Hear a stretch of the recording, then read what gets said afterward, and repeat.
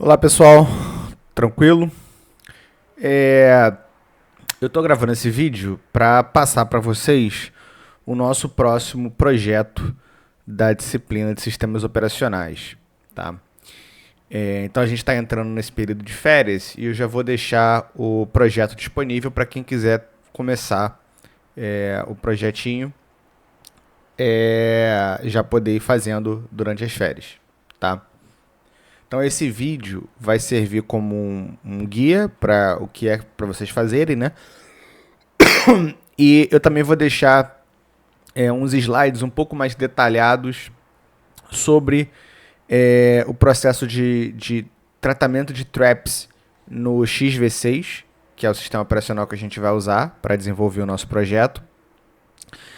Hoje eu vou falar um pouquinho sobre chamadas de sistema, que é o foco do nosso projeto, mas nos slides está um pouco mais abrangente, falando um pouco mais de traps de maneira geral, tá? Porque uma trap pode ser uma chamada de sistema, pode ser uma exceção, uma interrupção. Vou falar um pouco sobre isso na aula de hoje, mas nos slides tá mais detalhado, tá? Então eu vou mostrar para vocês o que é o XV6, né? Como que a gente compila o código do XV6, porque a gente vai ter que fazer modificação no código do sistema, e aí a gente vai ter que recompilar o sistema, tá? E eu vou explicar para vocês como é que funciona o tratamento de chamadas de sistema no XV6, e a partir daí vocês vão poder construir o projeto, que é bastante simples, tá? O projeto que a gente vai fazer é simplesmente incluir uma chamada de sistema no XV6. E essa chamada de sistema é bastante trivial. A chamada de sistema que a gente vai incluir é uma chamada de sistema que simplesmente contabiliza o número de vezes que uma outra chamada de sistema foi acionada, que é a chamada de sistema read. Então você vai criar uma chamada de sistema para dizer quantas vezes a chamada de sistema read foi chamada, tá? Então, o código da chamada de sistema em si é muito simples. A grande dificuldade desse projeto é você saber aonde incluir o código da chamada de sistema, tá? Então, a gente vai dar uma olhadinha no código do XV6 para a gente entender um pouco isso, tá? Primeiro, antes de qualquer coisa, eu estou aqui no terminal. Eu já forneci, você já tem, né, a máquina virtual que a gente está utilizando, e essa máquina virtual, aqui no diretório home do seu usuário, ela tem esse diretório SO projetos, tá vendo? Se eu entrar no diretório SO projetos, a gente vai ter aqui uma pasta chamada xv6 public e uma pasta chamada xv6 riscv. Eu, quando montei essa máquina virtual, ainda não tinha certeza de qual versão do XV6 eu iria usar. Então, o XV6 Public é a versão que roda na arquitetura x86. Só que essa versão do XV6 ela não é mais suportada, tá? Então, não tem mais suporte para ela. A versão que tem suporte, que é a que está sendo usada hoje, é a versão do XV6 para arquitetura RISC-V, que é a versão que a gente vai usar. Tá? Então eu vou entrar aqui no XV6 RISC-V e tá aqui, tá? Tô aqui dentro da pastinha. Se eu der um ls para mostrar o conteúdo dessa pasta pra gente, você vai ver que tem algumas coisas que a gente vai dar uma olhada, tem um makefile aqui, mas o principal é que tem uma pastinha kernel e tem uma pastinha user, tá? Tudo que está dentro da pastinha kernel é código que vai executar em kernel mode. É código do kernel do XV6. Né? E tudo que está na pastinha user é código que vai executar em modo usuário. Tá? Código associado ao modo usuário. Tá? Então a gente vai, para a gente implementar uma system call, a gente vai usar as duas coisas. Que na verdade, a implementação da system call em si fica aqui na parte do kernel, mas a gente vai ter que usar essa system call de alguma maneira, então a gente vai mexer também nessa pastinha user aqui e eu vou explicar para vocês, tá bom? Beleza, como é que a gente compila o código do XV6? Muito simples, a gente dentro da pasta XV6, RISC-V, a gente só precisa dar o comando make. Nesse caso, o meu kernel está completamente up to date, não foi feita nenhuma modificação nele, tá? Esse comando make aqui, ele compila só a parte do kernel, tá? Você viu que kernel/kernel tá up to date. Mas se você inserir algum código no modo usuário, ele não vai compilar aqui. Então, para poder compilar o modo usuário, e aqui nesse caso também para executar o XV6, para dar o boot no XV6, a gente vai dar um make QEMU. QEMU é um emulador, é uma máquina virtual, na verdade. Ele vai emular a máquina na qual o XV6 vai ser executado, tá? Então eu vou dar um make QEMU, ele vai compilar a parte do modo usuário e ele já bootou aqui o XV6, já deu boot, eu estou dentro do sistema operacional XV6.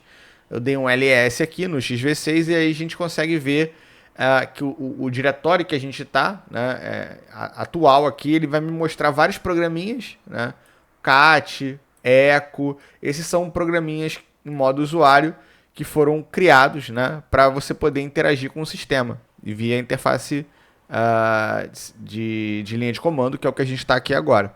Tá? Então eu posso executar, por exemplo, o comando cat. Eu posso executar o comando cat com esse arquivo aqui, que é o readme. Ele é um arquivo texto. Então lá ele vai me mostrar o conteúdo do arquivo texto. E por aí vai. Tá? Bem parecido com a ideia do Linux, né? Do Unix que a gente está acostumado. Ok?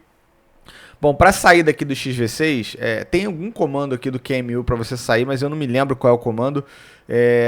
Muita gente simplesmente fecha a janela, mas eu quero manter a janela aberta, então eu vou vir aqui numa outra aba do meu terminal, vou dar um top aqui só para ver qual é o PID desse processo, que é esse aqui, e aí vou dar um kill no processo para poder matar ele aqui. Ele já terminou, tá vendo?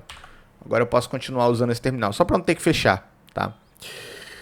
Beleza? Então, make para compilar o kernel, make QEMU, tanto para compilar a parte de modo usuário, quanto para executar o XV6, tá? Bom, agora o que a gente vai fazer? A gente vai caminhar um pouco pelo código do XV6. Mas antes disso, a gente tem que entender como funciona o tratamento de traps no XV6. Então a gente vai ver um conjunto de slides aqui bem rápido e aí depois a gente parte para o código para eu mostrar para vocês o código em si, tá bom?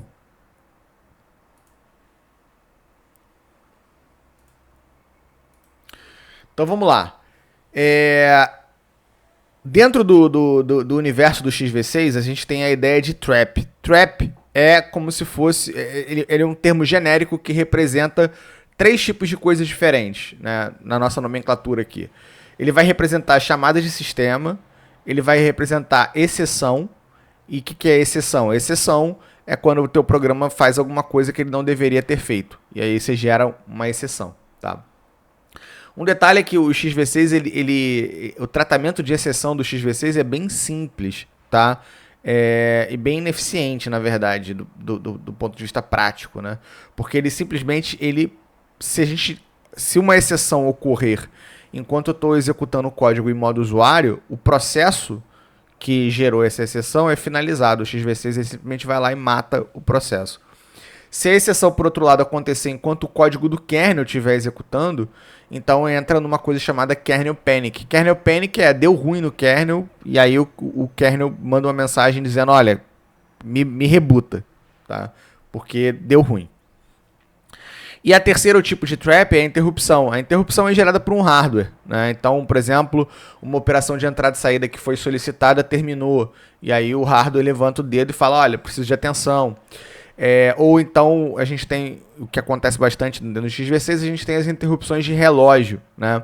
De tanto em tanto tempo, o timer emite uma interrupção e o XV6 reage a essa interrupção. A reação do XV6 a essa interrupção é trocar o processo, né?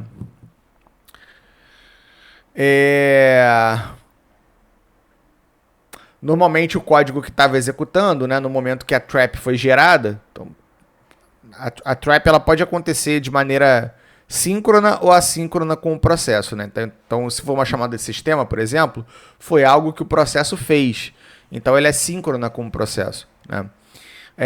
Mas ela também pode acontecer de forma assíncrona. Então, por exemplo, uma interrupção foi gerada e enquanto o processo estava executando lá o seu código, essa interrupção foi gerada e precisa ser tratada. Tá?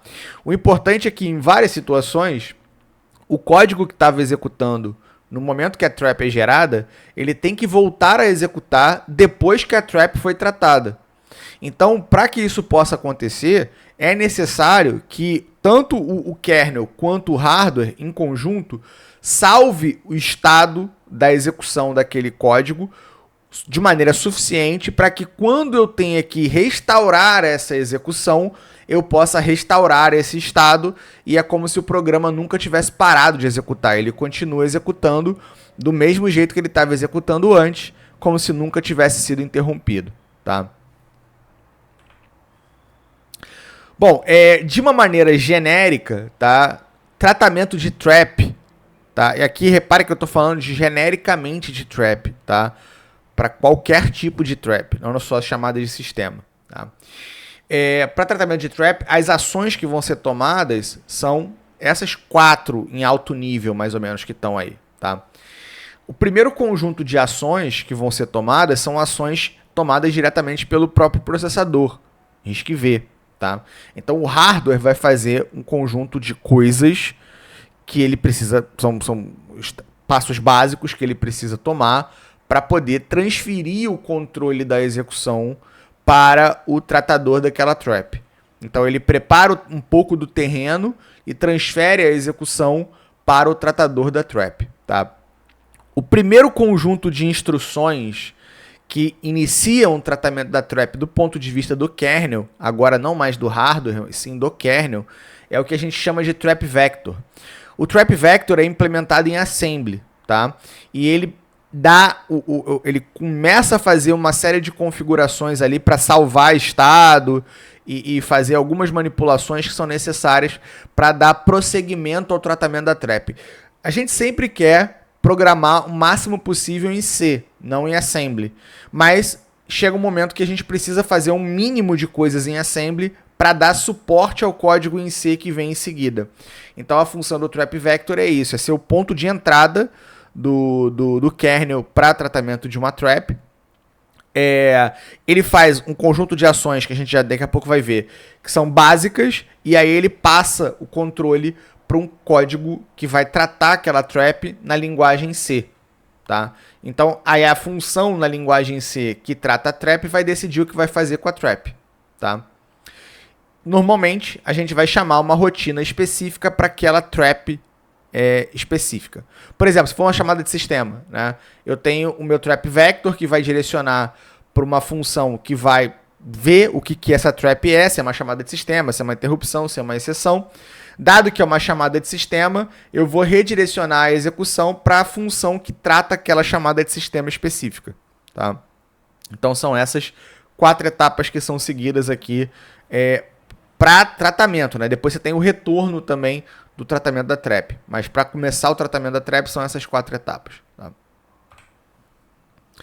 Bom, a primeira coisa que a gente tem que entender é o que o hardware faz já pra gente, o que o hardware já configura para que o kernel possa fazer o trabalho dele, né? Quer dizer, eu tenho que saber de que ponto eu vou partir para saber o que o kernel tem que fazer. Tá? Então, qual que é o mecanismo que é usado pelo hardware? Antes da gente falar das etapas que o hardware executa para fazer o tratamento da trap, a gente precisa falar de alguns registradores de controle que existem no RISC-V que são utilizados para tratamento de traps. Tá? O primeiro registrador de controle é esse registrador setvec. O que esse registrador aqui faz? Ele mantém armazenado dentro dele o endereço da primeira instrução do trap vector. Tá? Então, esse cara aqui, ele mantém o endereço do trap vector. O endereço que eu colocar aqui é o endereço para qual o hardware vai desviar a execução quando ele iniciar o tratamento da trap. Tá? Então, esse cara aqui vai conter o endereço do trap vector. Tá? O próximo registrador é o SEPC. Uma das primeiras coisas que o hardware precisa salvar, e aí tem que ser o hardware, não tem outro jeito, é o registrador PC.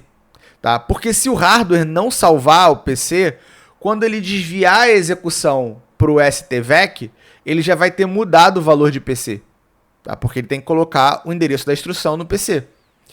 Então, antes de fazer isso, o hardware precisa salvar o PC. Tá?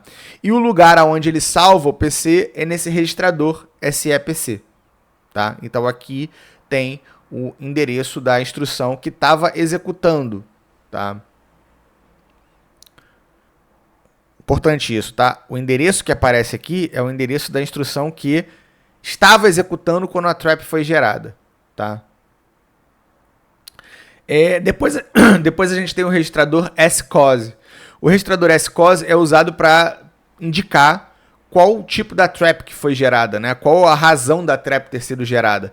Então, a partir do scos, a gente consegue saber se é uma trap, se é uma syscall, se é uma interrupção, se é uma exceção e por aí vai. Tá? O próximo registrador é o scratch. Tá? Esse registrador aqui, scratch, o que acontece? Quando o trap vector começa a executar, ele vai salvar os registradores que estavam sendo manipulados pelo processo, né?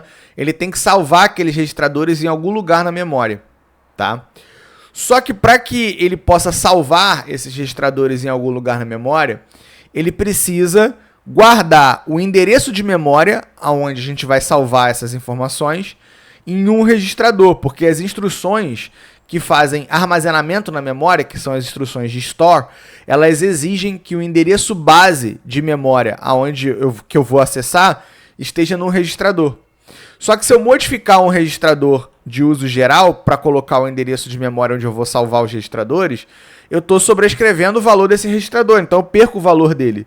Então, para poder evitar esse problema, o próprio RISC-V ele fornece um registrador que pode ser usado para salvar temporariamente esse registrador que eu vou usar como registrador de endereço básico de memória. A gente vai ver isso daqui a pouco, tá? No código efetivamente. Mas ele simplesmente utiliza um registrador de uso para ajudar o trap vector a conseguir salvar o restante do estado daquele processo que estava executando. Tá? Depois a gente tem o SS status, tá? Esse SS status, ele tem, cada um dos bits dele aí vai indicar um tipo de coisa diferente. Ele tem um bit aí chamado de SIE, tá? Esse bit SIE, ele indica se a interrupção está habilitada ou não está habilitada. Se o SIE for igual a 0, significa que as interrupções de hardware estão desabilitadas. O que isso significa? Que as interrupções não vão ser geradas? Não. As interrupções serão geradas, porém o hardware não vai desviar para o tratador para aquelas interrupções que foram geradas. Essas interrupções elas vão ser enfileiradas e elas vão ser tratadas de novo quando as interrupções foram habilitadas novamente. Tá? Tem um outro bit que não está especificado aqui no slide, né? Mas ele é um bit chamado SPI. Tá? Esse bit ele vai indicar se a interrupção estava habilitada ou desabilitada no momento que a trap foi gerada. Tá? Isso é importante porque quando a gente retorna do tratamento da trap, a gente tem que saber se a gente vai voltar com as interrupções habilitadas ou com as interrupções desabilitadas. Tá? Retornar, né, do tratamento da trap com as interrupções habilitadas ou com as interrupções desabilitadas. Dependendo do valor do SPI, eu vou retornar do tratamento da trap com a interrupção habilitada ou vou retornar com a interrupção desabilitada. Tá? Isso é importante para trabalhar com interrupções. Não é muito o nosso foco hoje, nosso foco é mais chamada de sistema. No caso das chamadas de sistema, a gente sempre vai retornar com as interrupções habilitadas, né? Porque a chamada de sistema acontece enquanto um processo está executando em modo usuário. Enquanto o processo está executando em modo usuário, as interrupções estão habilitadas. Então, no momento que a trap ocorreu, que foi a chamada de sistema, as interrupções estavam habilitadas. Então, quando a chamada de sistema termina de ser executada, o kernel vai retornar, quer dizer, o código do kernel vai retornar, né, o tratamento da trap, vai voltar para o processo que estava executando em modo usuário, só que como a interrupção estava habilitada nesse momento, ela volta habilitada também. Então, no caso das chamadas de sistema, as interrupções elas sempre retornam do tratamento da trap habilitadas. Tá? Então, para a gente aqui é o que importa nesse momento. A gente tem um outro bit, que é o bit SPP, que é um bit que vai indicar se no momento que a trap foi gerada, o processador estava executando código em modo usuário ou em modo kernel. Isso é importante para quando a gente for retornar do tratamento da trap, o que é feito com a instrução shat, tá? O hardware saber se ele vai voltar para o modo usuário ou se ele vai voltar para o modo kernel, tá? Então, por exemplo, no caso de chamada de sistema, o hardware sempre volta para o modo usuário, porque a trap ela aconteceu quando a gente estava executando o programa em modo usuário. Só que quando a gente está tratando uma trap, pode ser que ocorra uma interrupção, por exemplo. E aí essa interrupção ocorreu enquanto o processador estava executando em modo kernel. Então essa trap vai ser tratada e quando eu retornar do tratamento dessa trap, eu retorno para o modo kernel, porque estava em modo kernel quando a trap foi gerada. Tá? No nosso caso, como eu falei, o processador sempre vai retornar em modo usuário, porque a gente está tratando aqui de chamadas de sistema. Tá? Bom, os registradores de controle, esses todos que a gente falou aqui, é óbvio que eles só podem ser lidos ou modificados, né? Principalmente modificados, né? Mas lidos também, por instruções privilegiadas. Essas instruções privilegiadas elas só podem ser executadas em modo kernel, tá? Elas não podem ser executadas em modo usuário. Tá? Na verdade, só um parêntese, tá? RISC-V tem 3 modos de operação. Tá? Tem o modo usuário, tem o modo supervisor, que a gente chama aqui de modo kernel, e tem o modo máquina. Tá? O modo supervisor tem esses registradores de controle que eu comentei com vocês, né? Acabei de comentar com vocês. Esses registradores de controle só podem ser lidos ou modificados por instruções privilegiadas que só podem ser executadas em modo supervisor.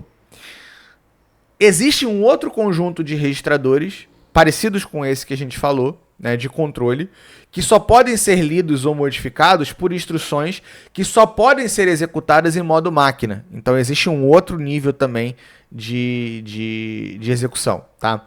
A gente não precisa saber esse modo máquina para a aula de hoje. O XV6 ele só utiliza esse modo de operação, modo máquina, né?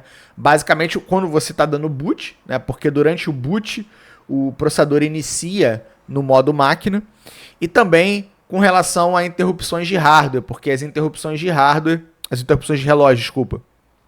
Essas interrupções de relógio elas são geradas em modo máquina, tá? Beleza. Em processadores de multicore, né, cada núcleo vai ter o seu próprio conjunto de registradores de controle. Isso basicamente significa que os núcleos podem tratar interrupções em paralelo. Interrupções não, tratar traps, né, em paralelo. Tá? A gente pode ter cada núcleo de processamento tratando uma trap paralelamente. Beleza? Isso é importante, um detalhe aqui, tá? Isso é importante porque o código do kernel é único, né? Então você tem dentro do mesmo código, dentro da mesma memória, né, várias execuções que podem estar acontecendo ao mesmo tempo. Então é importante que as estruturas de dados, vocês vão aprender essa parte de sincronização e de mecanismos de lock, né? Mas é importante que as estruturas de dados do kernel sejam modificadas de tal maneira que essas múltiplas execuções no paralelo não causem problema uma para a outra. Porque uma execução pode modificar uma estrutura de dados que a outra execução já leu. E aí as duas vão estar trabalhando em versões diferentes da mesma estrutura de dados.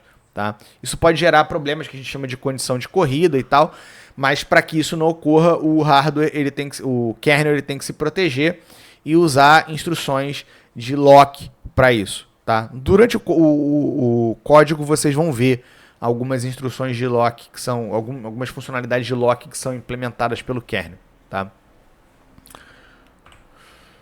Mas a gente vai estudar locks numa outra aula, tá? A gente ainda não viu isso. Bom, beleza. Então, baseado nesses registradores de controle, o que o kernel faz efetivamente? Desculpa, o kernel não, o hardware. O que o hardware faz efetivamente, tá? A primeira coisa que ele testa é se o bit SE, que é o bit que indica interrupções habilitadas ou habilitadas, né?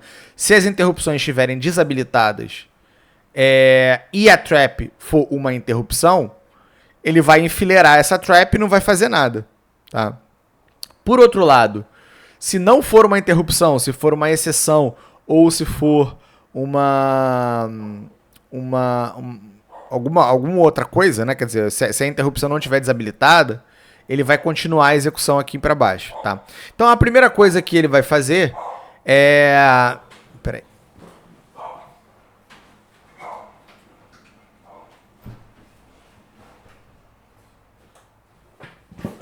Pronto. Bom, a primeira coisa que ele vai fazer é desabilitar interrupções, tá? Por que eu vou desabilitar interrupções? Porque eu quero tratar essa interrupção sem ser interrompido. Eu quero tratar essa trap sem ser interrompido, tá? Até porque eu vou manipular os registradores de controle e se houver uma interrupção enquanto eu estou tratando uma interrupção, os registradores de controle vão ficar inconsistentes, né? Você vai estar tentando escrever em cima do registrador de controle que eu estava querendo ler para a trap anterior. Então, eu não posso deixar uma trap acontecer enquanto eu estou manipulando esses registradores de controle, tá? Então, eu vou desabilitar interrupções, fazendo o bit SE ficar igual a zero, né, no registrador SS status. Depois eu vou copiar o valor do PC, do registrador PC, para o registrador SEPC, tá? Para salvar o PC atual no registrador SEPC. Depois eu vou salvar o modo de operação atual. O cachorro resolveu latir. Depois eu vou salvar o modo de operação atual no bit SPP. Então, lembra que o bit SPP ele guarda a informação de qual era o modo de operação no momento da ocorrência da trap. Então, eu estou salvando o modo de operação atual, o hardware está salvando, né, no bit SPP do registrador SS status. Depois, o hardware vai definir qual foi a causa da trap. Foi uma syscall? O que foi? O que gerou a trap, né? E ele vai colocar isso aqui dentro do scose, tá? Depois, ele vai definir o modo de operação para supervisor, modo supervisor, o modo kernel, porque eu vou desviar para o código em modo kernel, né? Em seguida, ele vai copiar o valor de STVEC, que guarda o endereço do trap vector, para o registrador PC.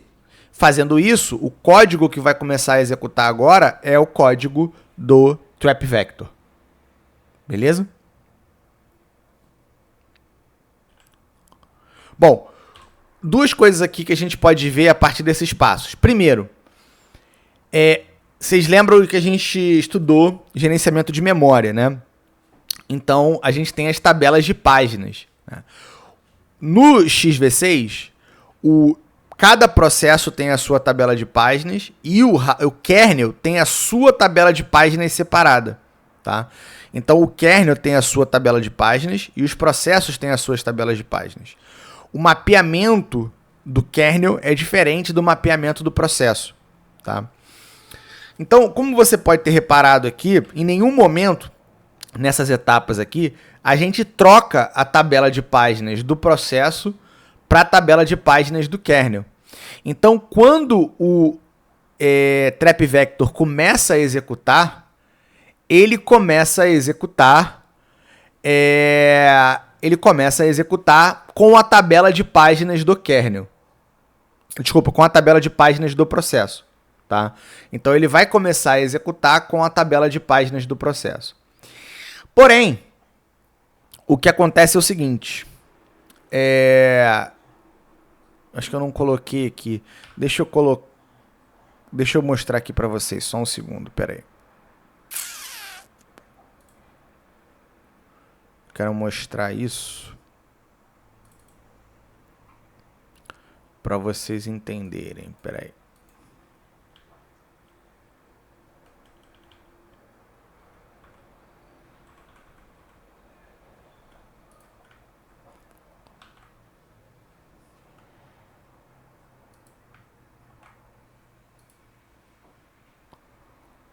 Deixa eu jogar para cá.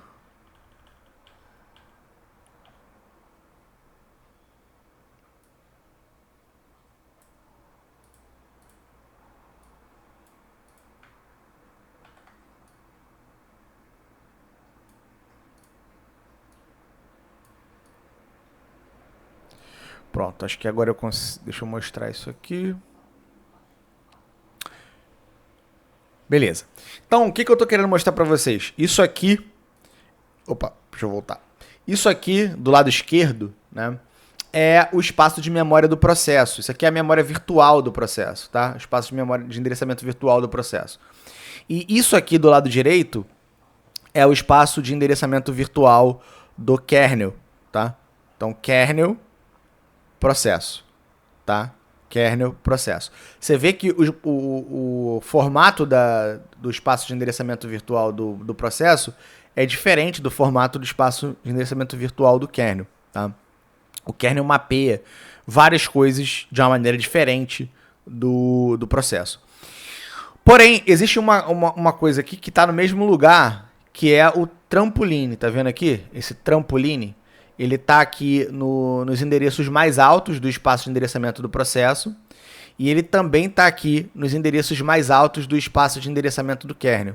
Tá vendo? Trampoline aqui em cima, trampoline aqui em cima também. O que é esse trampoline? Esse trampoline basicamente vai ser o espaço de memória que vai armazenar o código do trap vector, tá? Então, o trampoline, ele armazena o espaço, ele armazena o código do trap vector. O trap vector fica dentro de trampoline, tá?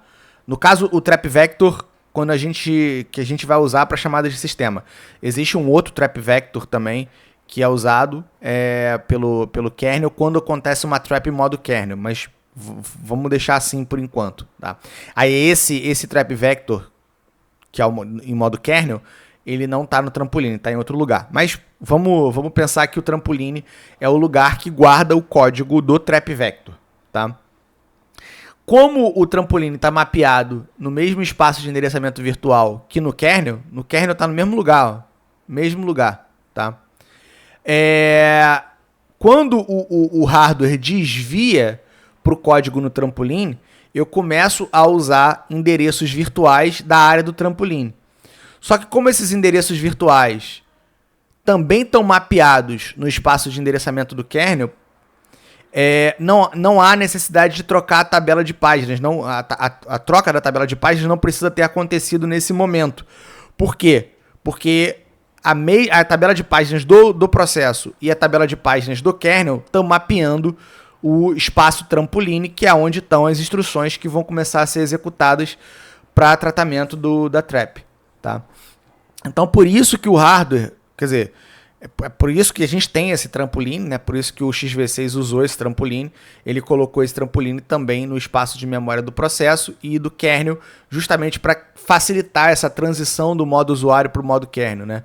Eu estou indo do modo usuário para o modo kernel. Um detalhe importante é que, apesar do trampoline tá mapeado no espaço de endereçamento do processo, as permissões dessa página de trampoline são permissões de leitura e execução, porém elas só podem ser acessadas, as instruções só podem ser acessadas quando o processador estiver executando em modo kernel.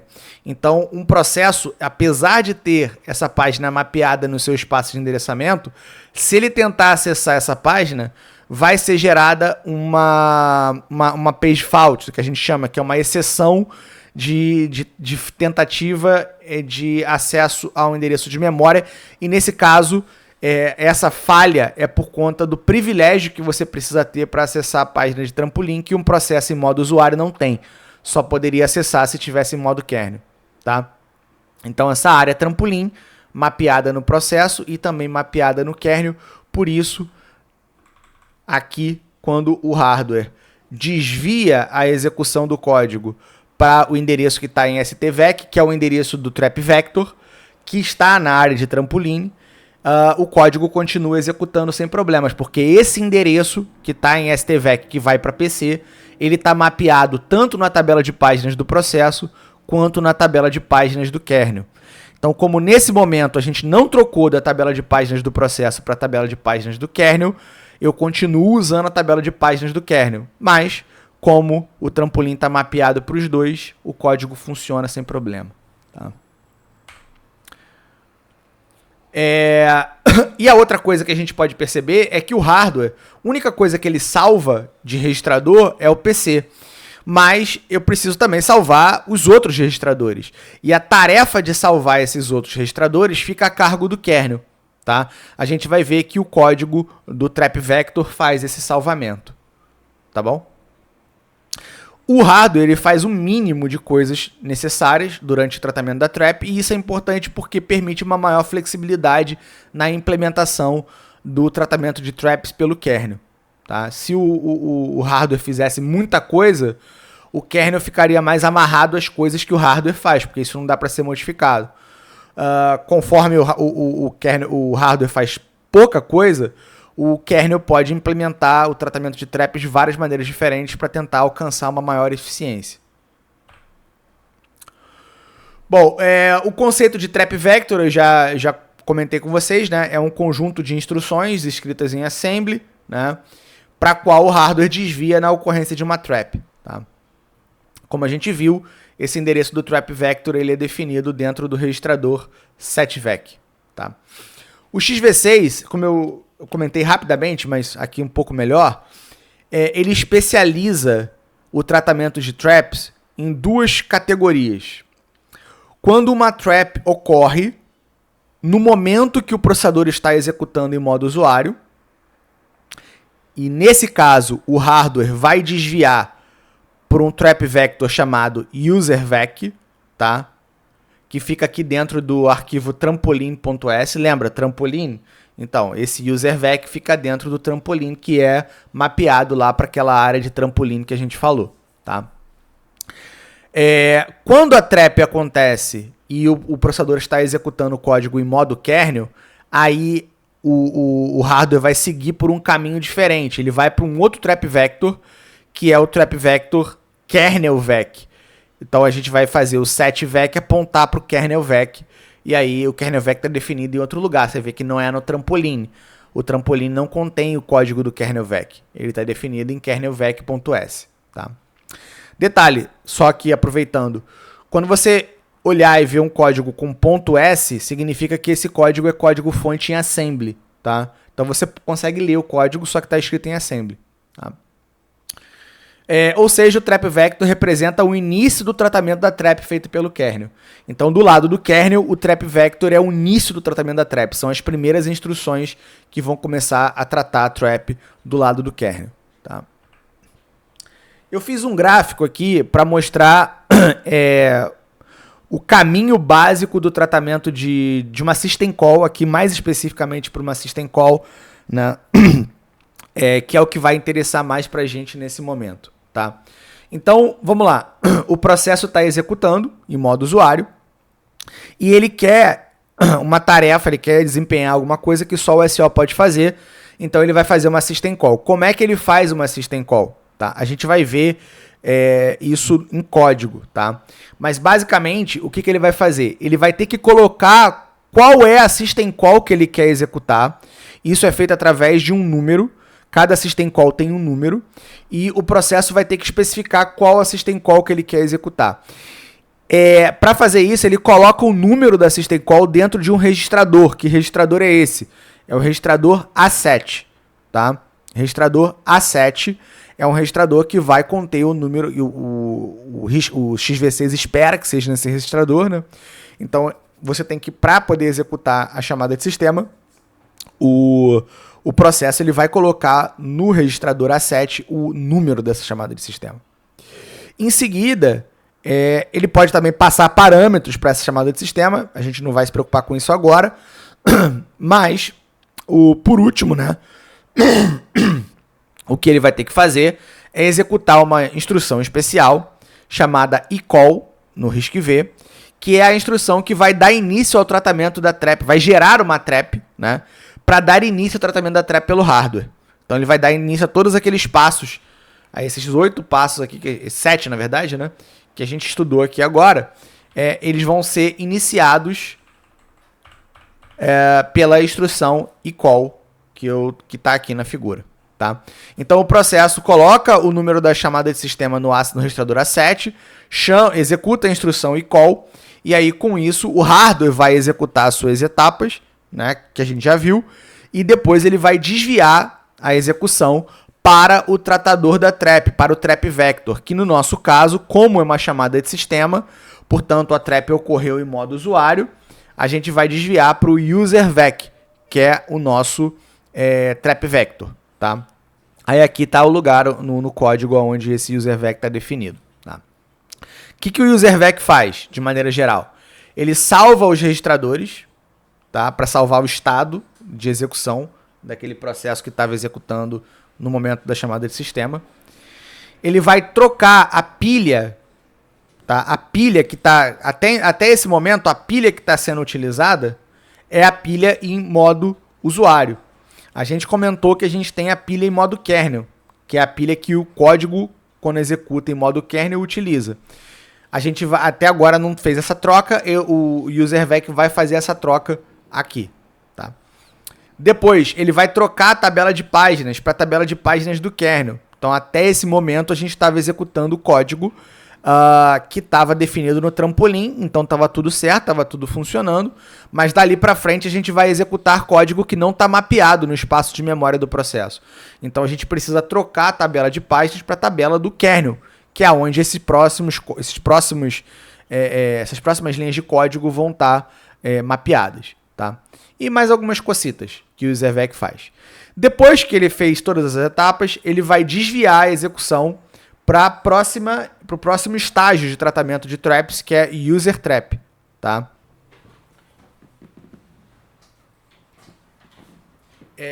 Então o user trap já está definido dentro de um outro lugar, já não está mais no trampolim, ele já está em kernel/trap.c.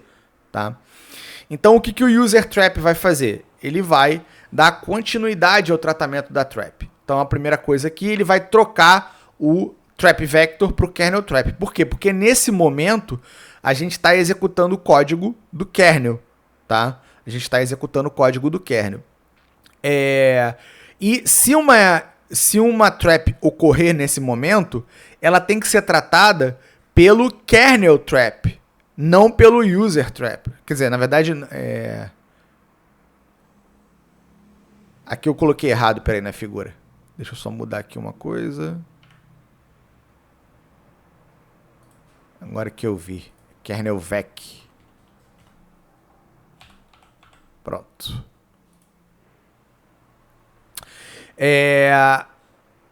Então aqui está kernel. O user trap vai trocar o trap vector, né, o valor daquele registrador setvec, ele vai trocar para kernel vec. Porque agora a gente está executando em modo kernel, e se uma trap ocorrer, ela tem que ser tratada pelo trap vector que trata traps ocorridas em modo kernel. Então a gente vai trocar aqui para o kernel vec. Tá? Depois, o user trap vai salvar o endereço do trap frame no SEPC. Tá? Aqui vamos dar uma olhadinha na memória de novo aqui do processo para a gente poder entender. Abaixo do trampolim, tá, a gente tem o trap frame. Tá? A gente tem o trap frame aqui. Tá? Esse trap frame é o lugar que a gente vai usar para salvar. É o lugar que a gente vai usar para salvar os registradores, por exemplo, e várias outras informações associadas à trap. Então, essa região do trap frame é mapeada aqui para o espaço de endereçamento do processo. Porém, assim como o trampolim, ele também só é acessível em modo kernel. Tá? Diferente do trampolim, o trap frame não guarda execução, não guarda instruções, ele só guarda dados. Então, por isso que a gente vê aqui RW, read e write. Não tem permissão de execução aqui nessa página. Tá? Então, aqui eu vou salvar o valor do SEPC no trap frame. Por quê? Porque até o momento, o único lugar que guarda a informação do SEPC do PC, né, que foi salvo, é o registrador SEPC. Só que até esse momento, as interrupções estão desabilitadas. Quando a gente habilitar a interrupção e uma nova trap for gerada, ela vai poder modificar o valor do SEPC. Então, para a gente evitar perder esse valor, a gente coloca ele no trap frame também, tá? Um detalhe aqui importante é o seguinte: o PC que foi salvo, no caso da chamada de sistema, né, o valor do PC que foi salvo é o endereço de memória da instrução eCall, que foi a instrução que gerou a trap. Só que quando eu retornar da chamada de sistema, eu não quero executar o eCall de novo, porque senão eu nunca sairia da chamada de sistema. O que eu quero executar é a instrução seguinte da instrução eCall. Então, como as instruções em RISC-V têm 4 bytes, eu vou incrementar o valor do PC que eu vou salvar no trap frame em 4 bytes. Porque quando eu retornar, eu vou retornar para PC mais 4, que é o endereço da eCall mais 4, ou seja, a próxima instrução logo após a eCall, tá? Em seguida, a gente tem uma chamada, o usertrap chama a função syscall. Essa função syscall, aqui ele já definiu, né, que é uma chamada de sistema, porque aqui ele vai identificar o que é essa trap, se foi uma chamada de sistema, se foi uma exceção, se foi uma interrupção. No caso dela ser uma chamada de sistema, a gente vai executar a chamada syscall, a função syscall.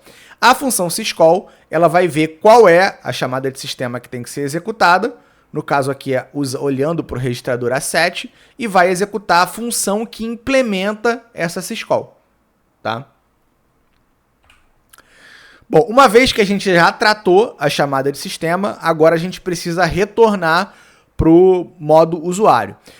Pode ser que essa syscall tenha gerado, né, a troca de um processo por outro. E aí o processo que vai voltar a executar não é o mesmo processo que estava executando. Isso pode acontecer. Mas também pode acontecer do mesmo processo que está executando antes ser o processo que vai voltar a executar agora, tá? Tudo vai depender do contexto de execução que a gente vai retornar. Bom, eu vou retornar a minha função usertrap depois que a syscall retorna, ela vai chamar a função usertrap_hatch, que é a função que vai preparar o retorno. Tá? O que a usertrap_hatch faz? Ela vai trocar o trap vector para usertrap, porque a gente vai migrar para o modo usuário. Então, se uma trap ocorrer nesse momento, vai ocorrer em modo usuário. Portanto, o tratador dessa trap é o usertrap, não o kernel. Aqui está errado também. Peraí, deixa eu mudar aqui. Não é usertrap, é uservec. Pronto. Ele vai trocar o vetor para o uservec, né? E aí o tratador, o trap vector que vai ser usado é o uservec e não mais o kernelvec, que estava sendo usado até agora. Tá? Aqui ele vai configurar os registradores de controle para a próxima trap. Então a próxima trap que acontecer já vai encontrar os registradores de controle corretos. Tá? E depois ele vai retornar para userhatch. E userhatch já está dentro do trampolim, tá vendo? Já é código dentro do trampolim, tá?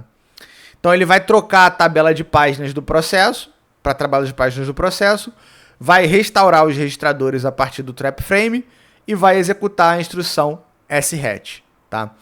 O usertrap, ele passa como argumento para userhatch a tabela de páginas que ele vai ter que definir aqui do processo. Então é o usertrap que obtém a tabela de páginas do processo e passa para userhatch essa tabela de páginas, e o userhatch define a tabela de páginas como a tabela de páginas do processo. Tá?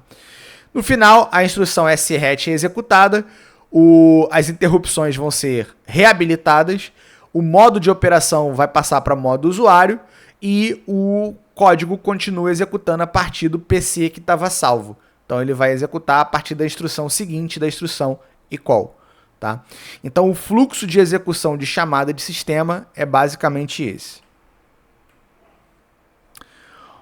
Um detalhe que eu quero mostrar para vocês é o trap frame, como eu falei, é a região de memória que contém os dados que foram salvos, né? Contém várias informações sobre a trap, incluindo os registradores que foram salvos. Então aqui, essa trap frame, a estrutura dela é mantida nessa struct chamada trap frame, né, que está disponível aqui em kernel/proc.h. E essa struct ela tem os campos que estão mostrados aí na figura para você. Tá?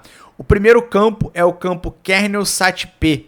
Tá? O que é kernel sat_p? O que a gente guarda ali? A gente guarda o endereço de memória da tabela de páginas do kernel. tá? É o endereço que vai ser colocado no registrador SAT-P quando a gente mudar para a tabela de páginas do kernel. Depois, a gente tem o kernel SP. O que é o kernel SP? É o endereço do topo da pilha em modo kernel, ou seja, da pilha em modo kernel para aquele processo. Cada processo tem a sua pilha em modo kernel. Aquele processo que estava executando quando a trap foi gerada vai ter sua pilha em modo kernel utilizada para tratamento dessa trap. Então, o kernel SP guarda o endereço de memória da pilha em modo kernel que vai ser usada para tratamento dessa trap. Depois a gente tem o kernel trap. O que é o kernel trap? O kernel trap ele vai guardar o endereço de memória da função que é o próximo estágio de tratamento da trap. Então o primeiro estágio é o trap vector, que é o user vec ou kernel vec, dependendo se a trap tiver ocorrido em modo usuário ou em modo kernel. E o próximo estágio vai ser o user trap ou o kernel trap. Esse próximo estágio, o endereço da próxima função é mantida dentro desse campo kernel trap. Tá?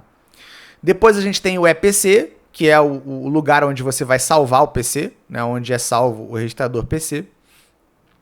Depois você tem o kernel Heart ID. O que é o Heart ID?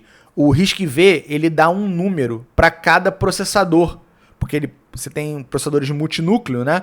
Então, cada núcleo de processamento ganha um número. Esse número é chamado de Heart ID, tá? Então, o kernel, no momento do boot, ele define no registrador TP, tá? TP, o número do Heart ID de cada CPU. Então, ele garante que, no momento do boot, o registrador TP guarda a informação do Heart ID, tá? Então, o kernel Heart ID Peraí, só um minuto. Beleza.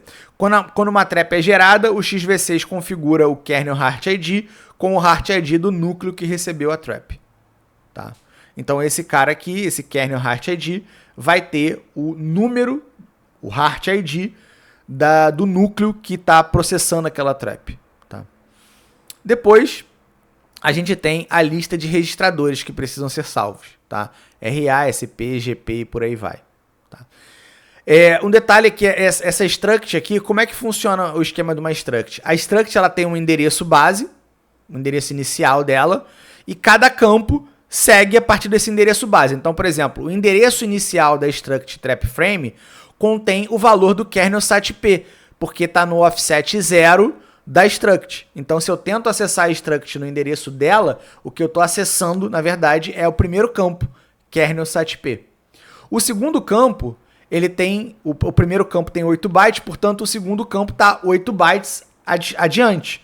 Né? Então, portanto, no offset 8. E assim, sucessivamente. Todos os campos têm 8 bytes, portanto, todos os campos estão 8 bytes à frente na memória em relação ao campo anterior. Tá? Beleza, então essa era a teoria que eu queria mostrar para vocês nos slides antes da gente ir para o código-fonte. Agora vamos para o código, efetivamente.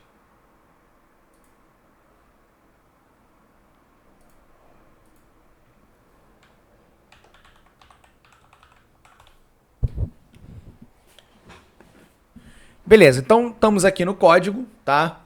Deixa eu só fechar aqui.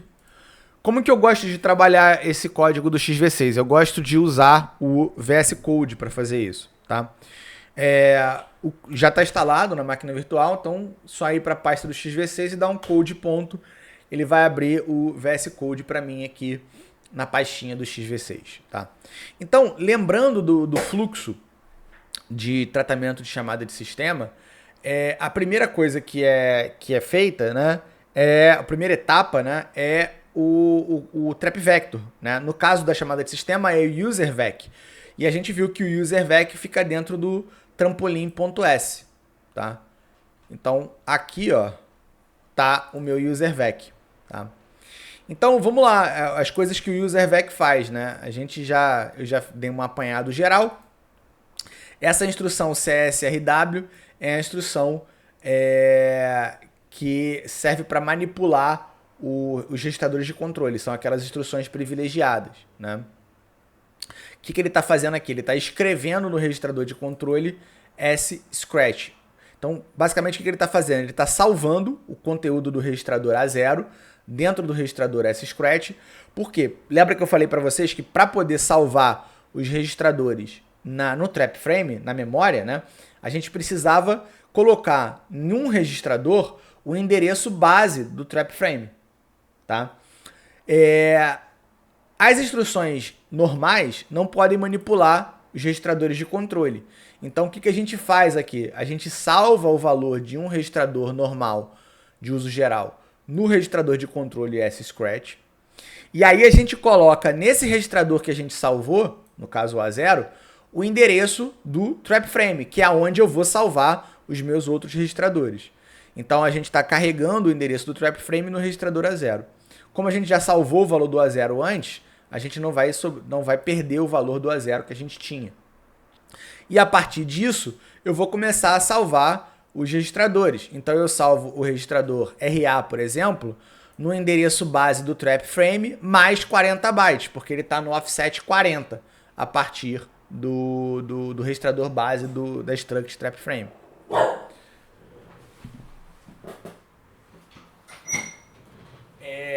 Então você vê que todas as instruções para salvar, né, os registradores estão vindo a partir de um registrador base, que é o registrador A0, tá? Que agora contém o endereço do trap frame. Então aqui ele vai salvar o RA, o SP, o GP, TP, enfim, vai salvar todos esses registradores que estão aqui no trap frame, né? E aí, beleza. A próxima etapa depois, já que eu já salvei todos esses registradores aqui, é salvar o próprio A0 no trap frame. Porque por enquanto o A0 só está salvo no registrador de controle S-Scratch, mas ele não pode ficar ali, porque depois eu vou habilitar interrupções de novo e uma nova interrupção pode modificar o valor do S-Scratch. Então eu tenho que salvar o valor do A0 também. Então o que eu faço aqui? Eu vou voltar com o valor que está no S-Scratch para um registrador temporário. Tá? Por quê? Qual é o valor que está no S-Scratch? É o valor do registrador A0, original. Então eu vou colocar ele no registrador temporário T0. Então a partir disso eu vou salvar o valor de T0 no endereço lá do trap frame no offset 112, que é o offset do registrador A0. Então aqui eu salvei o registrador A0 também. Tá? Próximo passo. Aqui a gente vai trocar a pilha, né, para pilha em modo kernel. Então como é que eu faço isso? A pilha em modo kernel, o endereço do stack pointer da pilha em modo kernel, como a gente viu, está definida lá no trap frame, no campo kernel SP. Esse kernel SP ele está no offset 8 a partir do endereço do trap frame, que ainda está no registrador A0. Então ele está dando um load aqui, está carregando, né, esse endereço para o registrador SP, e o SP é o registrador que representa o topo da pilha, né, o stack pointer. Então ele está trocando, basicamente aqui, ele está trocando a pilha da pilha em modo usuário para a pilha em modo kernel. Tá? Próxima etapa, ele vai carregar o Heart ID, né, que é o Heart ID do núcleo, né, que está tratando aquela trap, e vai colocar esse Heart ID no registrador TP. Tá? Depois, a próxima coisa que ele vai fazer como a gente está tratando uma syscall, que é uma trap que foi gerada em modo usuário, depois do trap vector, eu tenho que ir para o user trap. Tá? Eu tenho que ir para o user trap. Então, eu estou colocando aqui no T0 o endereço do user trap. Como é que eu sei qual é o endereço do user trap? É porque é o valor que está aqui em kernel trap. Tá?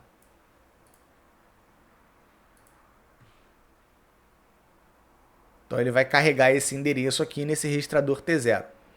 Tá? Muito bem. Deixa eu só ver uma coisa aqui. Beleza. Próxima etapa é fazer a troca da tabela de páginas. Tá? Então o que ele está fazendo aqui? Ele está pegando o endereço de memória da tabela de páginas em modo kernel. E ele está colocando isso no registrador T1. Tá? Aqui eu ainda não troquei a tabela de páginas. Eu vou trocar a tabela de páginas aqui, ó, quando eu coloco no registrador de controle SAT-P o endereço da tabela de páginas do kernel. Eu estou fazendo isso aqui. Mas antes e depois dessa instrução, tem essa instrução sfence.vma. E aí eu vou comentar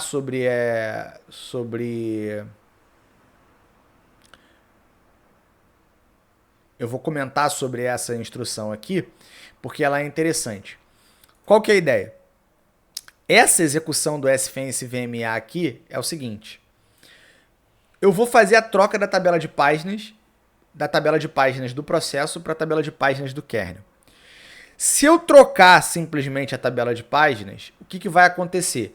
Eu posso ter operações de leitura e escrita ainda pendentes, tá? Que ainda não foram finalizadas. E essas operações de leitura e escrita, elas vão precisar traduzir o endereço. O objetivo delas era traduzir o endereço com base na tabela de páginas do processo. Só que se eu trocar a tabela de páginas, elas vão acabar sendo traduzidas com base na tabela de páginas do kernel. Isso pode gerar problemas de segurança e pode gerar bugs, porque a tabela de páginas do kernel é diferente da tabela de páginas do usuário, do processo em modo usuário. Então, essa instrução sfence.vma aqui, o que ela faz? Ela cria o que a gente chama de barreira de memória. Então, ela ordena todas as operações de leitura e escrita que vêm antes da instrução sfence.vma, elas têm que terminar antes das operações de leitura e escrita que vêm depois da instrução sfence.vma. Então, basicamente, eu garanto que quando eu for trocar a tabela de páginas, operações de leitura e escrita na memória que vêm antes do sfence já tenham sido concluídas. E aí eu não vou ter operações de leitura e escrita cujo objetivo era usar a tabela de páginas do processo, acabando por acidente usar a tabela de páginas do kernel. Tá? Então esse é o objetivo dessa chamada aqui. E passando os registradores de 0 e 0, porque dependendo dos registradores que você passa aqui, o comportamento dessa instrução pode ser diferente. Tá? Seguindo a brincadeira, o que está acontecendo aqui? Para que serve essa outra chamada? Ela tem um objetivo diferente da anterior. Quando eu executo a instrução sfence.vma 00, um dos efeitos colaterais dela é zerar as caches, incluindo a TLB. Como eu estou trocando a tabela de páginas de uma tabela de páginas para outra, tá? Do modo usuário para o modo kernel, o XV6 ele sempre zera as entradas da TLB. Ele sempre dá um flush na TLB. Então aqui ele está dando um flush na TLB, limpando as entradas ali para não haver mapeamentos inconsistentes na cache. Tá? E por fim, ele vai dar um jump para T0. Lembra que T0 é o endereço do user trap que a gente colocou, aqui no registrador T0. Tá? Então agora ele vai saltar para o T0, que é o user trap. Então vamos dar uma olhada no user trap. Então o trap vector aqui, o user vec, a gente já entendeu. Agora vamos para o user trap. O user trap fica no arquivo trap.c. Né? Então tá aqui o arquivo trap.c e aqui tá o user trap. Tá? Bom, como eu falei, o user trap ele vai ser o ponto de entrada aí para várias traps, né? Tanto exceções, interrupções e chamadas de sistema. Tá? Então, basicamente o que ele está fazendo aqui é verificando para ver se você não está acessando o user trap a partir de um modo de operação, um modo kernel. Quer dizer, você não era uma... A trap foi gerada em modo kernel, né? Se a trap foi gerada em modo kernel, não era para você estar aqui dentro, era para você estar em kernel trap. Então, se isso acontecer, ele dá um panic. Eu entrei errado nessa função por algum bug, tá? Bom, a próxima coisa que ele faz aqui é o seguinte: já que estamos executando em modo kernel agora, qualquer trap que seja gerada nesse momento precisa ser despachada para o kernel vec, não mais para o user vec. Então a gente está colocando o endereço de kernel vec no registrador STVEC. Tá? Um detalhe aqui é só para mostrar para vocês esse detalhezinho, essa curiosidade, né? Essas funções são funções em C, mas quando a gente olha o código delas, você vê que eles usam esse ASM aqui para poder implementar uma instrução em assembly dentro do código em C. Então essa função, basicamente o que ela faz é utilizar a instrução CSRW para setar o registrador STVEC com o parâmetro que você passou aqui para ela. Tá? Então só um detalhe aqui, porque isso é usado bastante dentro do código do XV6. Bom, a próxima coisa aqui que ele faz é obter o processo atual, processo que estava em execução quando a thread foi, quando a trap foi gerada, né? A partir do processo atual, né?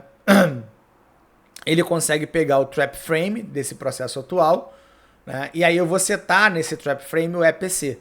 O EPC ele vai ser obtido a partir do registrador SEPC, que vai ser obtido através dessa função. De novo, essa função é uma função em C, mas que implementa um código em assembly para executar a instrução CSRR, que vai ler o valor do registrador SEPC e vai colocar o resultado na variável X, tá? E vai retornar. Então já salvei o valor do PC no EPC do trap frame, né? E a próxima etapa vai ser eu dar uma olhada para ver qual foi a causa da minha trap, né? Esse RSCOSE, ele basicamente vai ler o registrador SCOSE e vai ver qual foi a causa. Se o número desse SCOSE for 8, significa que foi uma system call, tá? Então ele vai implementar esse código da system call. Se não for, o que ele vai supor? Ou foi, obviamente, né? Ou foi uma interrupção ou foi uma exceção. Então ele vai executar essa função devIntr aqui, e essa função devIntr é uma função que trata a interrupção. Ela trata uma interrupção, tá? Se foi uma interrupção, ela vai tratar a interrupção e ela vai retornar o número do dispositivo que gerou a interrupção, tá? Se não foi uma interrupção, ou se foi uma interrupção desconhecida, o software não sabe que interrupção foi essa, ou se foi uma exceção, ele vai retornar 0. Retornando 0, indica para mim que ou foi uma interrupção que eu não sei qual é, ou foi uma exceção. Em qualquer uma das duas situações, o que o hardware vai fazer, o que o kernel vai fazer é matar o processo. Set killed, e ele mata o processo. Tá? Então, exceções geram a morte do processo. Tá? Se não foi uma exceção, se não foi uma exceção nem uma interrupção desconhecida, ótimo, a interrupção já foi tratada. O único senão é que se a interrupção foi gerada pelo relógio, né, se foi uma interrupção de relógio, significa que a gente vai ter que fazer algo a mais de simplesmente tratar a interrupção. O que a gente vai ter que fazer? A gente vai ter que executar a função yield. Se for uma interrupção de relógio, o número aqui que vai estar em whichDev, né, que é o número do dispositivo, vai ser 2. Né? E a gente vai ter que executar essa função yield, que basicamente é uma função que vai startar o escalonador para fazer a troca de processo. Trocar um processo pelo outro. Tá? Porque com a interrupção de relógio significa que o tempo daquele processo já encerrou e eu tenho que chamar o próximo processo. Tá? No caso da minha trap, né, ter sido uma chamada de sistema, né, se foi uma chamada de sistema, então a gente vai cair aqui dentro desse if, né, ele vai fazer o valor do EPC ser incrementado em 4, conforme eu já expliquei, para quando eu retornar da chamada de sistema, a instrução que ser executada vai ser a próxima do equal, né. Eu habilito a interrupção novamente. Aqui até então a interrupção estava desabilitada, aqui ela foi habilitada. Ela é desabilitada pelo hardware, como a gente já viu, né? O próprio hardware, na hora de fazer a transição para o trap vector, ele desabilita a interrupção. Aqui a gente está habilitando novamente. E depois eu vou executar a função syscall, que vai implementar a chamada de sistema propriamente. Quer dizer, que vai dar início ao tratamento da chamada de sistema. Então, indo lá para a minha função syscall, o que a syscall faz? Tá?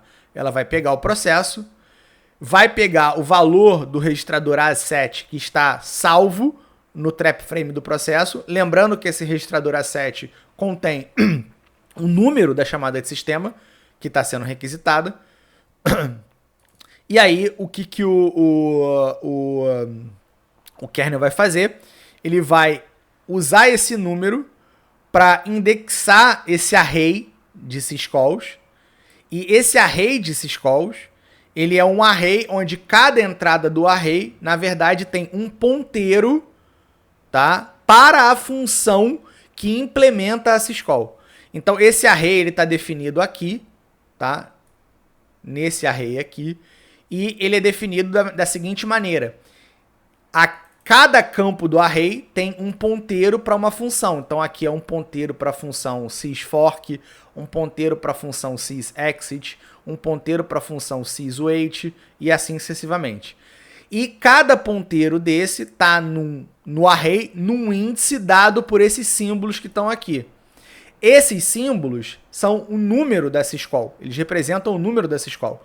Então, o sysfork representa um número, o sysexit representa um número e por aí vai. Onde que estão definidos esses números? Tá? Eles estão definidos no arquivo... Deixa eu ver aqui... Achei que era o syscall.h, mas vamos fazer o seguinte, vamos procurar aqui. Pronto. Syscall.h. Eles estão definidos no arquivo syscall.h e eles são bandos define, tá vendo?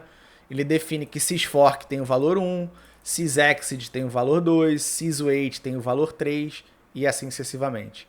Então aqui na syscall, quando você indexa esse array, aqui na verdade, né, com o número da syscall, você está obtendo um desses ponteiros para a função. E aí, com esses parênteses aqui, na verdade, você está fazendo é chamando essa função. Tá? Então, aqui, basicamente, o que ele vai fazer é chamar a função que vai tratar a syscall. Onde que está a implementação? Né? Primeiro, esses símbolos aqui, essas funções, elas estão definidas aqui. Ó. Então, essa lista aqui é a lista de funções que tratam as syscalls. Tá?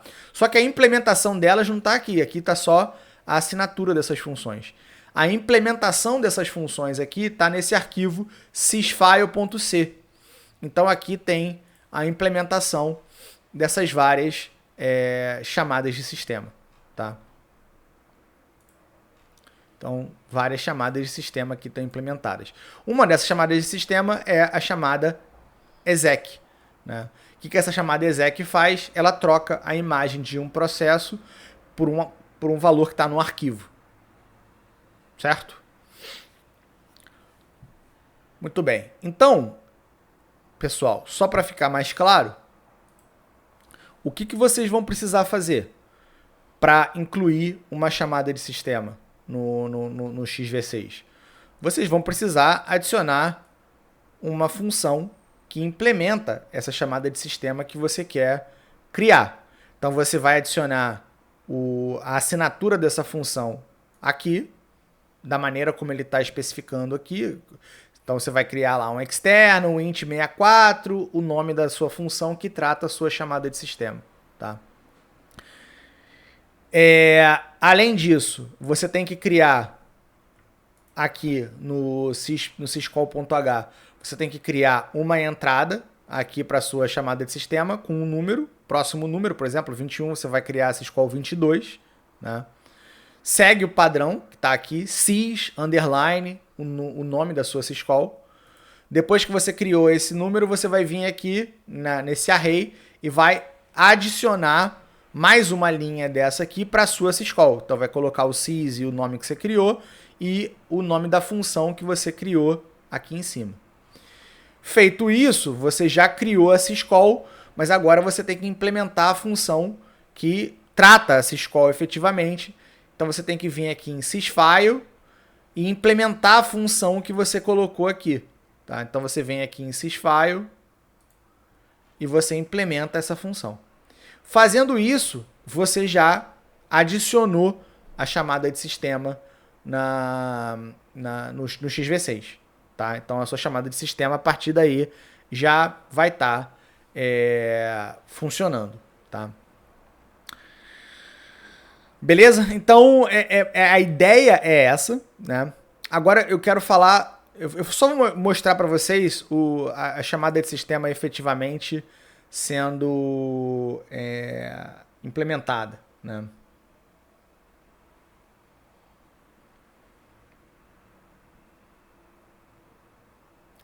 eu vou vir aqui em proc.c.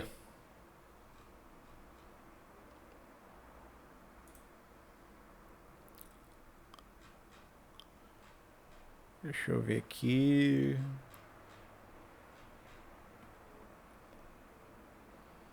Dois, três, dois, tá lá em cima. Espera aí. Aqui, que eu queria mostrar para vocês. O que acontece? Quando o sistema inicializa, uma das coisas que ele faz é criar o primeiro processo do sistema. Esse primeiro processo, ele vai criar outros processos conforme for necessário, conforme o usuário vai pedindo. Mas ele é o primeiro processo e o nome dele é init. Tá? No Linux também é assim, né? O init é o primeiro processo que é criado. Então, o código de criação desse primeiro processo, ele está aqui, ó, em proc.c, o nome da função é userinit. Então ele vai criar o primeiro processo, aqui ele vai alocar o processo, e aqui o que ele vai fazer? Ele vai criar uma página para esse processo, vai alocar uma página para esse processo. Essa página é a primeira página que está lá nos endereços mais baixos, né, do espaço de endereçamento do processo, portanto, pela figura que a gente tinha visto, né, é uma figura, essa página é uma página de código, e o que a gente vai colocar nessa página de código é esse init code. O que é esse init code? Se a gente olhar aqui em cima, você vai ver que esse init code é um array de bytes, sendo que esses bytes estão representados aqui em números em hexadecimal. Esse array de bytes, né, depois a gente vai... Deixa eu ver uma coisa aqui. Release pelloc. Tá. Esse array de bytes aqui, né, é o array de bytes que vai ser executado. Na verdade, ele representa instruções que vão ser executadas do init. Então, o init foi criado, o processo foi criado, tá? Ele foi criado completamente. A gente colocou um código para executar lá na região de código dele, que é o que vai começar a executar quando o init iniciar a execução dele. A gente configura o trap frame dele, tá? E depois a gente retorna dessa função. Em algum momento o init vai ser escolhido para executar pelo escalonador. Quando ele foi escolhido, o código que vai executar é esse código que está aqui. Aqui não dá para a gente entender nada, mas o código originário, o código que deu origem a esse código de máquina aqui, a gente consegue ler. Ele está definido nesse arquivo aqui, ó. Aqui dentro da pasta user, tá? Ele está definido aqui nesse arquivo aqui, ó, initcode.s. Então, esse código binário que está aqui de máquina, ele está definido em assembly aqui dentro desse initcode. Tá? Então, o que o código faz, na verdade? Ele faz isso que está aqui, ó, aquele código lá. E o que ele está fazendo? Ele está fazendo uma chamada de sistema. Então, a primeira coisa que ele faz é, essa chamada de sistema que ele está pedindo é a chamada exec. A chamada exec, ela recebe dois argumentos. O primeiro argumento é o nome do... Quer dizer, na verdade, o primeiro argumento é o nome do arquivo que você está querendo carregar, o nome do arquivo executável que você está querendo carregar para a imagem do processo. Tá? Então aqui, init, o nome do arquivo que eu quero carregar é o /init. O /init é um programa que está na raiz lá do sistema operacional, e ele basicamente contém o programa init, efetivamente. Esse /init ele foi compilado, quer dizer, ele é o resultado da compilação desse programinha aqui, desse código-fonte init.c. Então, o código do init é esse aqui que está na main. Então, esse código aqui é o código que eu quero efetivamente executar quando eu inicio o init, quando eu executo o init. Tá? Então, ele vai passar o /init para a chamada de sistema exec. Repara que ele termina aqui com um byte null, né, porque é essa string. Né? O próximo argumento que ele tem que passar é o argumento argv, porque o programa que o exec vai carregar, ele pode ter um conjunto de argumentos para ele executar. Então esses argumentos são passados através do argv. O argv, na verdade, é um array de ponteiros para strings contendo os argumentos que eu quero passar para o meu programa. Tá? Então, o primeiro argumento, que é o init, eu passo no registrador a 0. Essa é a convenção de chamada que é usada. Né? E o segundo argumento eu passo no meu registrador A1, tá? Depois eu vou colocar no registrador A7 o número da chamada de sistema que eu quero executar, que é o número da sysexec, tá? E depois eu executo o eCall para fazer a chamada de sistema propriamente dita, e aí todo aquele processo de tratamento da trap que eu acabei de mostrar vai ser iniciado. Ok? Então isso aí é o código do init. Bom, pessoal, com o que a gente viu até aqui, você já provavelmente deve ser capaz de incluir código nos lugares certos para poder criar essa nova chamada de sistema que o projeto pede, né? Que é a chamada de sistema getReadCount, que basicamente vai retornar o número de vezes que a chamada de sistema read foi executada. Tá? A próxima coisa que eu quero falar com vocês aqui é como que vai ser a entrega desse projeto e apresentar alguns detalhezinhos que são extremamente importantes para que tudo funcione de acordo, tá? Então vamos lá. A primeira coisa é o seguinte: os projetos que a gente viu utilizando, né? A gente dentro do nosso diretório aqui tinha o SO projetos, né?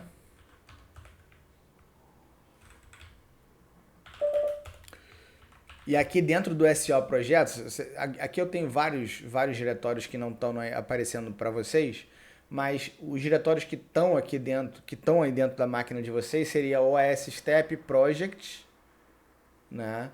Vai ter um OS Step Project e vai ter o XV6 público e o XV6 DiscV. Esses dois aqui, ó, esse Answers e esse Fork aqui, não estão aí na máquina de vocês, tá? Esse Answers aqui é um repositório que eu criei com as respostas, né, de todos os projetos. E esse fork aqui eu vou explicar o que ele é. Mas no de vocês só vai ter OS Step Projects. Não vai ter esse fork e não vai ter esse Answers, tá? O que acontece? A gente até então utilizou os projetos originais, né, que foram propostos lá pelo professor Ramsey, acho que o nome dele se pronuncia assim, né? Só que o que acontece é que esses projetos eles foram desenvolvidos, né, para trabalhar com uma versão do sistema operacional XV6 que roda na arquitetura x86, que é a arquitetura da Intel, né? Que seria essa versão aqui, ó, XV6 Public, tá? Muito embora que lá no projeto eles usam uma outra versão do XV6 mais antiga, mas uma que seria parecida com ela seria essa que está aí na máquina de vocês, XV6 Public. Porém, a gente aqui, no nossa disciplina, a gente vai usar o XV6 RISC-V, tá? Que é a versão do XV6 que roda na arquitetura RISC-V. Como a estrutura de diretórios do RISC-V é um pouco diferente, tem algumas coisas um pouco diferentes aqui dentro do RISC-V, parte dos arquivos lá dos projetos originais que lidam com XV6 não vão funcionar, tá? Então eu criei um fork. Um fork é como se fosse uma versão desse repositório minha, tá? Então eu criei um fork desse repositório, que é o que está aqui em OS Step Projects Fork. E nesse fork eu estou atualizando os arquivos que estão aqui dentro para fazer com que eles funcionem com o XV6 RISC-V, tá? Então isso principalmente no que tange aí os testes, tá? Então se você tentar usar o OS Project que está aí dentro da sua máquina com o XV6 RISC-V, não vai funcionar, tá? Então é importante que você faça um clone do repositório que eu criei, do fork que eu criei, tá? Então, se a gente vier aqui no meu GitHub, github.com/igorcompuf/OSStepProject, esse aqui é o fork que eu criei. Então, basta você vir aqui, ou você pode fazer download como um zip, né? Ou você pode copiar esse link aqui, que eu acho mais fácil, vir aqui na linha de comando e dar um git clone e colar o link que você copiou lá. Tá? Se você fizer isso aqui, ele vai clonar o repositório.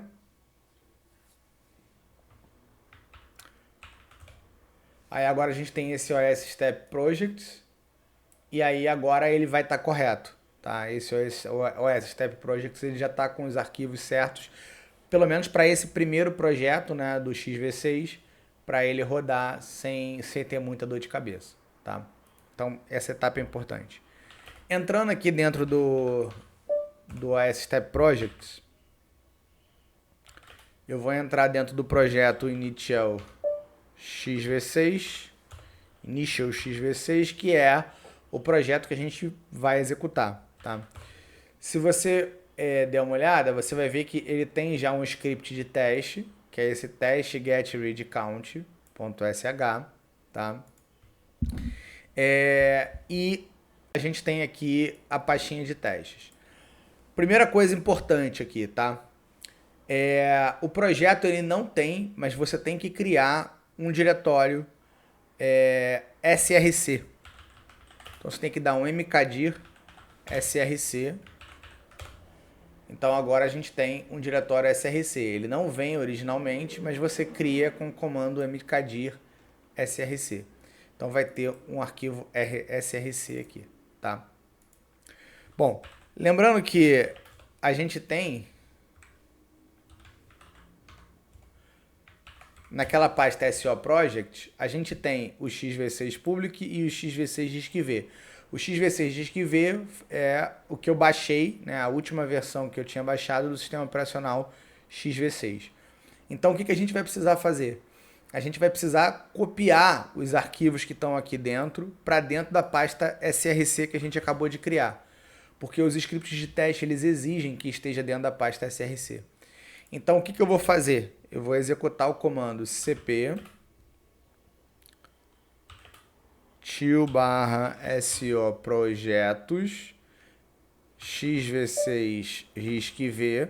Esqueci de colocar aqui, tem que ser cp-r, né?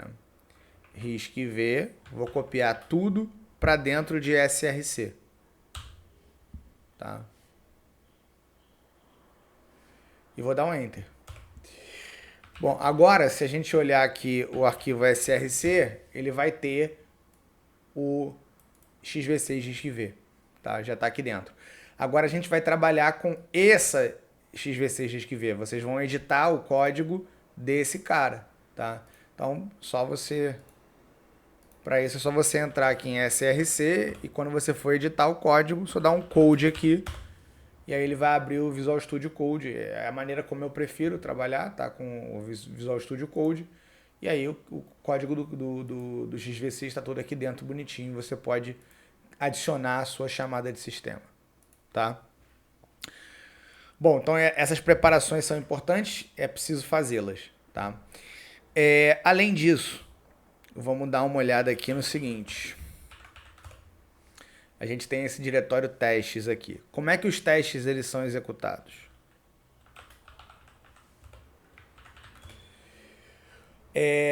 O que acontece? Os testes eles vão funcionar da seguinte maneira. Eu tenho um script que vai executar um programa dentro do XV6. Tá? Ele vai executar um programa em modo usuário dentro do XV6. Esse programa vai gerar uma saída. Essa saída vai ser comparada com a saída esperada pelo teste. Então, por exemplo, aqui esse projeto ele só tem 2 testes. Então eu tenho o teste 1.c e o teste 2.c, que são 2 programas que vão ser executados. O teste 1.c para o teste 1 e o teste 2.c para o teste 2. Tá? Esses 2 programinhas aqui, se a gente pode abrir eles aqui com Vim. Então, teste 1.c. Então, repara que isso aqui é um programa que vai executar dentro do XV6, tá? Repara que ele é um programa que está escrito na linguagem C. E ele está usando uma função chamada getReadCount. Lembra que você vai ter criado uma chamada de sistema getReadCount. Porém, a chamada de sistema que você criou é uma chamada de sistema que só pode ser executada através de código em assembly, porque você precisa emitir a instrução eCall passando o número da chamada de sistema para o registrador A7.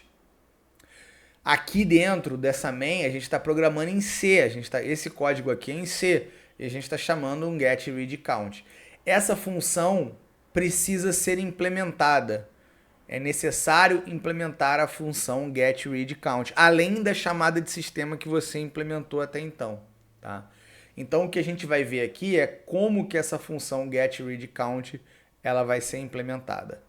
Tá? Então vou vir aqui, CRC, vou dar um code para a gente olhar o código. Tá? Então olha só, aqui dentro de user, repare que até então tudo que a gente tinha feito era dentro de kernel.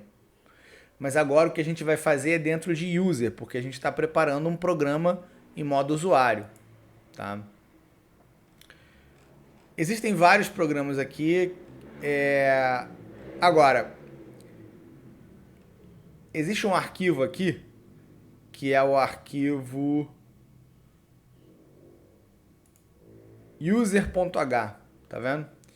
Esse arquivo user.h, ele contém aqui, onde está nesse comentário system calls, ele contém funções que são wrapper das chamadas de sistema.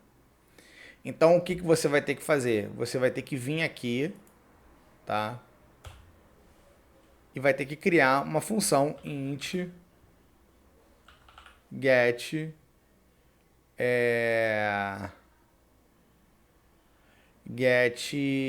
readCount.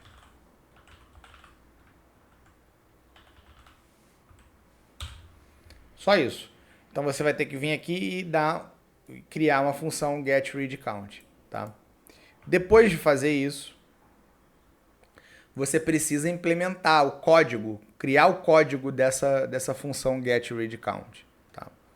Se a gente olhar aqui o sys.s, a gente vai ver que esse sys.s ele tem o código dessas funções que implementam a chamada de sistema. Então, por exemplo, uptime, que em user.h está aqui, ó, uptime, e aqui em sys.s, uptime está aqui. Então, basicamente, o que essa função faz? Essa função coloca um número da chamada de sistema, que é dada pelo esse símbolo aqui, né? sysUptime, coloca no A7 e executa a função, executa a instrução eCall. Tá? Simples, todas elas são a mesma coisa. Coloca o número da chamada de sistema, executa a instrução eCall e depois dá um hatch. Tá? Só que esse arquivo aqui, você não tem que editar ele. Então, se a gente olhar aqui em cima, tem um comentário aqui dizendo, ó, generated by usys.pl, do not edit. Então, a gente não vai editar. Então, o que a gente vai é olhar esse programa escrito em Perl. Então, a gente vem aqui por usys.perl, né, que é onde a gente onde a gente vai estar, né? E a gente vai colocar aqui um entry para nossa função, que é a função getReadCount.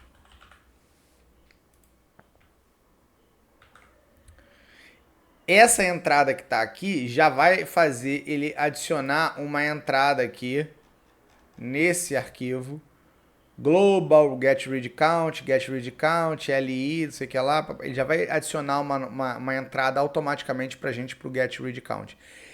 Para que isso tudo funcione, é importante que o nome da sua chamada de sistema, seja igual ao nome da sua função que implementa a chamada de sistema. Então, como o nome da minha chamada de sistema é getReadCount, o que vem aqui antes, que é o sys, a gente desconsidera. O nome da chamada de sistema é o que vem aqui depois do underline. Nesse caso aqui é uptime, no nosso caso vai ser getReadCount. Então, o nome da chamada de sistema que você implementou, de fato, que é getReadCount, tem que ser o mesmo nome da função que vai executar essa chamada de sistema em modo usuário, tá? Então, colocando essa entrada aqui, ó, getReadCount, ele vai criar, vou só mostrar o que ele vai criar aqui, ele vai criar uma nova entrada dessa aqui,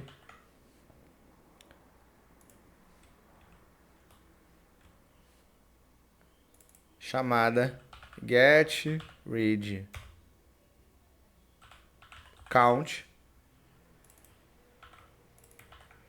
E vai fazer isso que está aqui, só que aqui ele vai substituir por getReadCount.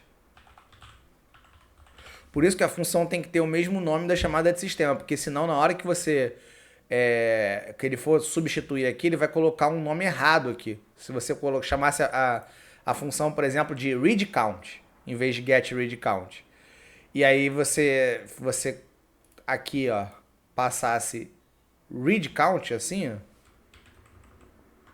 Se você simplesmente passasse readCount, aí aqui, ao invés dele ter getReadCount, seria uma coisa assim, readCount. Aqui ele definiria readCount. Só que aqui ele definiria assim também, ó, readCount. Só que essa chamada de sistema não existe lá no nosso kernel. A gente não criou readCount, a gente criou sys getReadCount. Então, portanto, esse nome tem que estar batendo com o nome da chamada de sistema que você está usando. Então, da função que você está implementando. Então, aqui getReadCount, e aqui é getReadCount.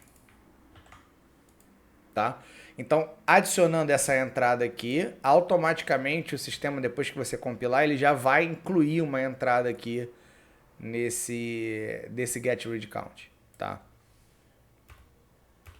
Então, em suma, o que você precisa fazer? Você precisa vir aqui em user.h, adicionar uma entrada aqui para getReadCount. Lembra que o nome tem que bater com o nome da chamada de sistema, tá? Igual eu fiz aqui. E você tem que vir aqui em usys.pl e adicionar uma entrada dessa aqui, né? Entry, e passar o getReadCount. Fazendo isso, é só você salvar e aí os testes provavelmente devem funcionar, tá?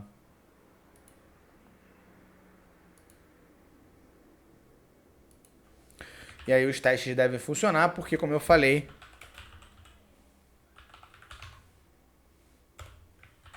a gente tem esses arquivos de teste aqui, né? Teste 1.c, por exemplo, fazendo uma chamada getReadCount. Só que depois que você implementou essa função, ela vai funcionar sem problema. Tá? Então, como é que o teste ele é executado? Ele basicamente ele vai copiar esses dois arquivos, teste 2.c e teste 1.c. Ele vai copiar isso para dentro de src/user. Então ele vai copiar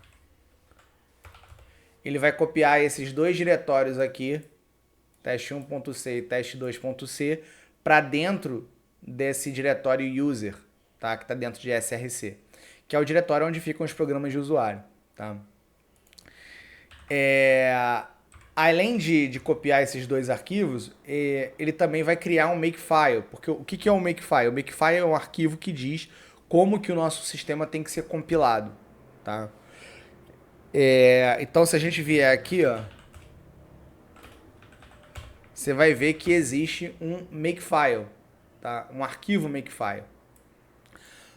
Se a gente der um vim aqui nele,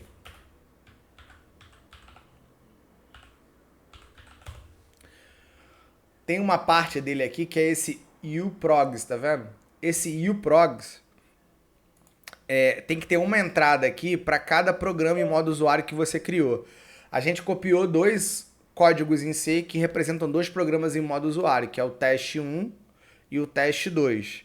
Então eu preciso incluir o teste 1 e o teste 2 aqui nesse uprogs, tá? Vocês não vão precisar fazer isso manualmente, porque o próprio script já inclui isso para você. Ele já cria, na hora que você vai fazer o teste, o script cria um outro arquivo makefile chamado makefile.test, e ele usa esse arquivo para poder compilar o kernel e para poder executar o XV6 também. Então você não precisa fazer nada, tá? Aqui no Makefile. Beleza? Então, uma vez que você adicionou, criou lá as funções wrapper, né, para chamada de sistema, os testes devem funcionar se você tiver implementado tudo certo, né? Então, para ver o negócio funcionando,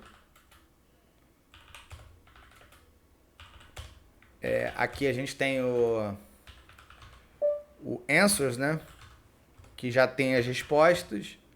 Então, se eu der aqui init xv6,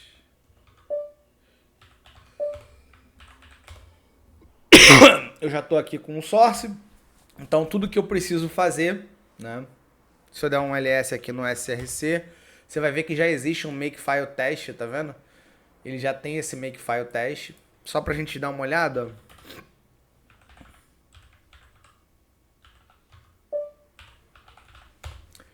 Você vai ver aqui, ó, dentro desse uprogs, que ele adicionou, ó, o teste 1 e o teste 2 aqui, tá vendo?